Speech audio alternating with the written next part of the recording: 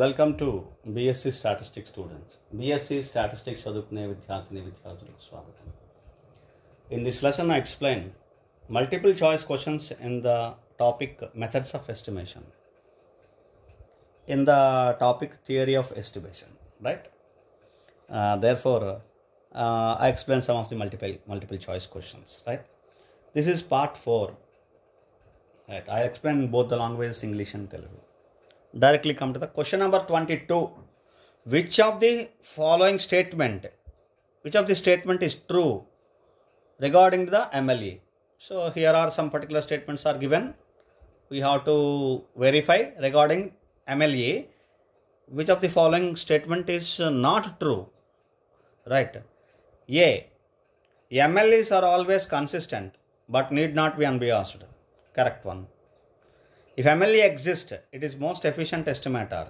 This is also right. If a sufficient estimator exists, it is a function of MLE. It is also right. D. MLEs are always unbiased but need not be consistent. No, it is wrong. So therefore this is not a true statement. MLEs are always consistent. Here it is specified unbiased. Always unbiased. No, it is wrong. Therefore correct answer is D. That is not true. Not a true statement is D. Right? Now in Telugu. Which of the following statement is not true regarding MLE? ఇప్పుడు ఈ కింద ఇచ్చిన స్టేట్మెంట్స్లో ఒకటి true కాదు, not true regarding MLE గురించి statements అన్నీ కూడా MLE గురించి. ఒక స్టేట్మెంట్ మాత్రం కరెక్ట్ కాదు, అది చెప్పాలి మనం. చూడండి. ఏ. MLEs are always consistent but need not be unbiased. First property ఇది correct. MLEs are always consistent, need not be unbiased. Second one, B. If MLE exists, it is most efficient estimator. MLE exists అయితే it is most efficient estimator. Correct one. ఇది కూడా రైటే. C. If a sufficient estimator exists, it is a function of MLE. ఇది కూడా కరెక్టే. Sufficient estimator exist అయితే it is a function of MLE. దీంట్లో question కూడా చేసాం మనం. Next D. MLEs are always unbiased but need not be consistent. Always unbiased, wrong. Always consistent. So ఇది wrong statement, true statement కాదు. Therefore answer D. అర్థమైంది కదండి. Next question number 23. What are estimators for mu and sigma square in normal population by the method of moments? By using the method of moments, if you calculate the estimators for mu and sigma square, what are those? Right? Answers. A. X bar and capital S square. No. N into X bar, N into S square. No. X bar and S square, small s square. That's right. D. X bar, N S square. So here you see for mu, by using method of moments, estimation is that is estimator. If you consider the estimator is X bar. For sigma square, the estimator is S square. From the method of moments, by the method of moments, the estimators for mu and sigma square are X bar and S square. For mu, X bar, for sigma square, S square. Right? So therefore the answer is C. Right? X bar, S square. In Telugu. What are the estimators for mu and sigma square in normal population? Normal population లో mu కి sigma square కి estimators ఏంటి? దేని నుంచి? By the method of moments. Method of moments అనే ఒక method ఉంది. Method of MLE లాగా మెథడ్ ఆఫ్ మూమెంట్స్ ఒక మెథడ్. ఈ మెథడ్ నుంచి మ్యూకి సిగ్మా స్క్వేర్కి ఎస్టిమేటర్స్ ఏంటి అంటే యాక్చువల్గా చెప్పాలంటే ఆ మెథడ్ నుంచి ఎస్టిమేటర్స్, ఆ మెథడ్ నుంచి బెస్ట్ ఎస్టిమేటర్స్. రైట్? ఇవి ఆన్సర్స్. ఇందులో కరెక్ట్ ఆన్సర్ ఏంటంటే C. X bar S square. మ్యూకి పాపులేషన్ మీన్ మ్యూకి X bar. Population variance sigma square ki sample variance S square, small s square. Remember, X bar S square. S square formula 1 by n summation xi minus X bar whole square. So kabatti idi answer, X bar S square. Next question number 24. If we use two statistics R as an interval to estimate the population parameter, the method is called. If you use two statistics, that is two statistics, which means statistic for which the plural here, statistics. There are two statistics. If you use two statistics, okay, as an interval to estimate the population parameter, the method is called dash. A. Point estimation. B. MLE. C. Method of movements. D. Interval estimation. The answer is interval estimation. This method is called interval estimation. That is to estimate two statistics as an interval for estimating the population parameter. The method is called interval estimation. Right? Now in Telugu. If you use two statistics, రెండు స్టాటిస్టిక్స్ని అంటే ఒకటి statistic అంటే sample observation, function of sample observations. దానికి రెండు statistics as an interval. అవి ఎలా use చేయాలి? ఒక ఇంటర్వెల్గా అంటే తక్కువ లిమిట్ ఉన్నది లోవర్ లిమిట్, ఎక్కువ ఉన్న వాల్యూ ఉన్నది అప్పర్ లిమిట్, తక్కువ వాల్యూ ఉన్నది లోవర్ లిమిట్. ఇలా తీసుకుని ఒక ఇంటర్వెల్గా ఏదో 2 to 4, 5 to 8 అలా అనమాట. As an interval to estimate the population parameter. ఒక పాపులేషన్ పారామీటర్ని ఎస్టిమేట్ చేయడానికి టూ స్టాటిస్టిక్స్ని ఒక ఇంటర్వెల్గా తీసుకుంటే ద మెథడ్ ఈజ్ కాల్డ్, అటువంటి మెథడ్ని ఏమంటాం? అటువంటి ప్రొసీజర్ ఆఫ్ మెథడ్ని ఏమంటాం? Point estimation, MLE, method of moments, interval estimation. Point estimation అంటే ఏంటి? Using single statistic.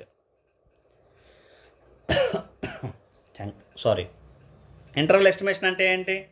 Using two statistics as an interval to estimate the population parameter.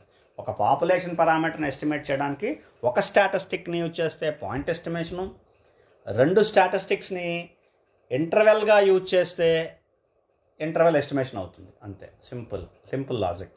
So answer is D, interval estimation. Next question number 25. The 95% confidence interval for the population mean mu in the normal population when sigma is known. You have to see in these questions sigma is known or not known, like that. So 95% confidence interval for population mean mu in the normal population when sigma is known. See the options here. 95% means you have to see the 5% value tabulated values, and so that you can add here. You can remember this one formula. A. X bar plus or minus 1.96 sigma by root n minus 1. The concept of plus or minus is minus for lower limit, plus for upper limit, which means x bar minus 1.96 sigma by root n, comma x bar plus 1.96 sigma by root n. So this is the interval. There are two limits in this particular interval, with minus lower limit, with plus upper limit. Two limits in the interval. Right. Next, B. X bar plus or minus 1.96 sigma by root n. C. X bar plus 2.58 sigma by root n. D. X bar plus or minus 2.33 sigma by root n. So therefore answer is B. X bar plus or minus 1.96 sigma by root n. Right. That is x bar minus 1.96 sigma by root n, comma x bar plus 1.96 sigma by root n. So answer is B for 95% confidence limits when sigma is known for the population mean mu.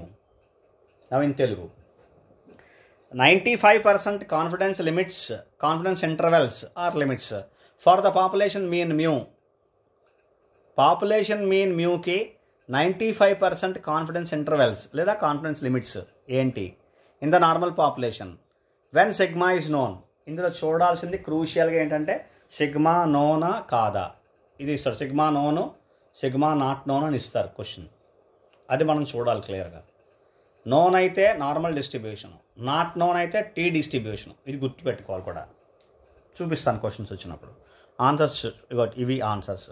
ఇందులో correct answer ఏంటంటే X bar plus or minus 1.96 sigma by root n. అసలు plus or minus అంటే ఏంటి అంటే ఇక్కడ రాస్తున్నాను చూడండి. X bar minus 1.96 sigma by root n, comma X bar plus 1.96 sigma by root n. ఇది మనం గుర్తుపెట్టుకోవాల్సింది. ఇలా ఉంటుందన్నమాట లిమిట్, ఇంటర్వెల్ ఇలా ఉంటుంది. దీన్ని ప్లస్ ఆర్ మైనస్ అని రాస్తాం. సో కాబట్టి ఇది ఇస్తే మళ్ళీ కన్ఫ్యూజ్ అవ్వకండి. క్వశ్చన్స్లో అదే ఎగ్జామ్లోని క్వశ్చన్ ఇచ్చినప్పుడు ఇక్కడ మైనస్ ముందు ఉంటుంది, ప్లస్తో తర్వాత ఉంటుంది.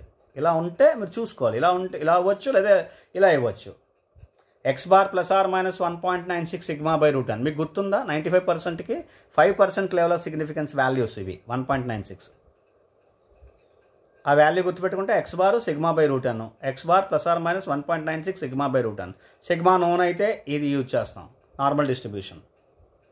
So answer is this, X bar plus or minus 1.96 sigma by root n అంటే X bar minus 1.96 sigma by root n, X bar plus 1.96 sigma by root n. ఇది దీని answer. Now question number 26. 99% confidence interval for the population mean mu when sigma is known in the normal population. Same question but 95%, 99% here. 99% means 1% values 2.58. 1% values 2.58, remember. So A, answers A, x bar plus or minus 1.96 sigma by root n. B, x bar plus or minus 2.33 sigma by root n. D, C, x bar plus or minus 2.58 sigma by root n. D, x bar plus or minus 2.58 sigma by root n minus 1. The correct answer is C. X bar plus or minus 2.58 into sigma by root n. 2.58, remember, it is a value of 1% level of significance for two-tailed test, normal from normal distribution. So the answer is C, x bar plus or minus 2.58 sigma by root n in Telugu. 99% confidence interval for population mean mu when sigma is known in the normal population. Normal population లో population mean మ్యూకి 99% confidence intervals లేదా confidence limits ఏంటి? Sigma known not known చూసుకోండి. Sigma known కాబట్టి normal distribution sigma value ఉంటుంది ఇందులో. Sigma not known అయితే sigma value ఉండదు ఫార్ములాలో, టీ డిస్ట్రిబ్యూషను, రైట్? సో కాబట్టి ఇందులో ఆన్సర్ ఏంటంటే ఆప్షన్స్ చూసారు కదా, answer C, X bar plus or minus 2.58 sigma by root n అంటే X bar minus 2.58 sigma by root n, X bar plus 2.58 sigma by root n. అది interval అలా తీసుకోవాలి. ఇంటర్వెల్లో ఇస్తే అలా ఉంటుంది, ప్లస్ ఆర్ మైనస్లో ఇస్తే ఇలా ఉంటుంది. అర్థమవుతుంది కదండి? So and will discuss some more questions in the next class. Thank you.